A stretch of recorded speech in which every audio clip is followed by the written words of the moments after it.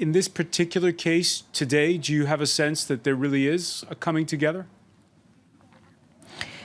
Well, there is public condemnation, as you said, but if you read, if you follow social media or if you hear people behind the scenes, there's also a lot of blame on Hezbollah for its military involvement in Syria, and there's a lot of blame of them inviting such attacks in their strongholds because of what they have been involved in the Syrian crisis, backing the regime against the opposition over the past 4 years. As you said, this is not the first time that the Beirut suburb has been attacked by such terrorist suicide bombers. However, what might be different this time is that those groups might be homegrown and not have, infiltrated the border, because most of the Lebanese-Syrian border now is controlled by Hezbollah, by the Syrian army, and by the Lebanese army, except for a very small area between Lebanon and Syria, which are the outskirts of Arsal, where the Al-Nosra, Al-Qaeda affiliate, have taken the Lebanese army hostages since the past 18 months. But other than that, all the border is patrolled by Hezbollah, by the Syrian army, and by the Lebanese army. So there are concerns that ISIS is infiltrating the camps, the Palestinian camps, or the Syrian camps, and trying to recruit among the local Syrians and Palestinians in those camps. And we're getting word that another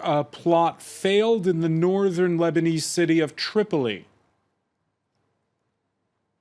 That's true. There were reports on the same day, yesterday morning, coming out that a bomb was it was a last minute before it detonated. It was caught by the Lebanese army.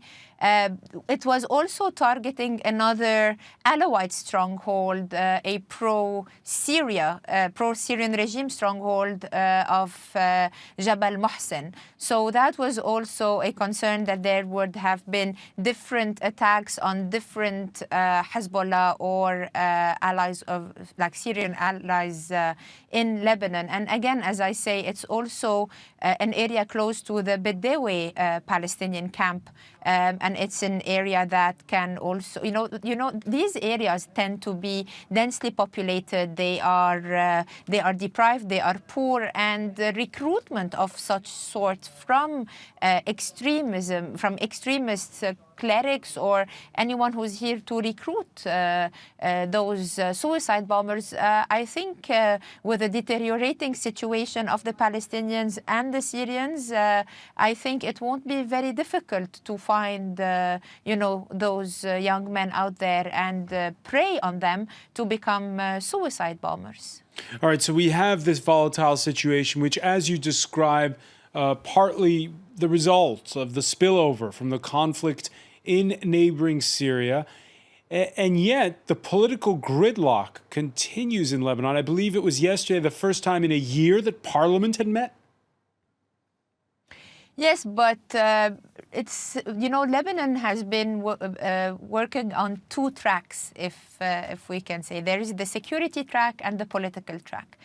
There is widespread consensus among local parties, even on both sides of the spectrum. Even the opposing parties have all come in together and agreed that security comes first, and there is no compromise on the security issues. However, what has been lagging behind have been all the political decisions that had to be taken over the past 3 years. So whether it's the parliament extension twice, or the lack of, the ability not to elect a Lebanese president for more than 500 days now, the paralysis in the government, because, it's also a coalition government, and they all take their differences to the decision-making process, which leads to deadlock in taking political decisions. So when you look at the political process, you see that there has been paralysis, but on the security level, they all have agreed that,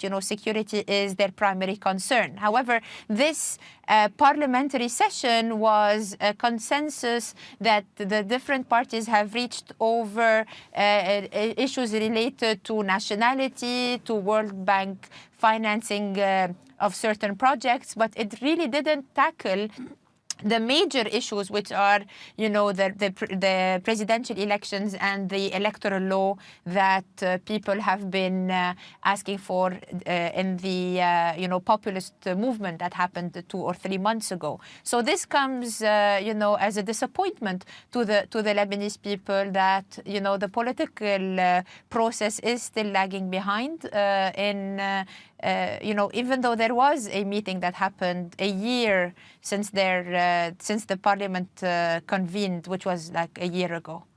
All right, Carol Malouf, many thanks for joining us today from Beirut.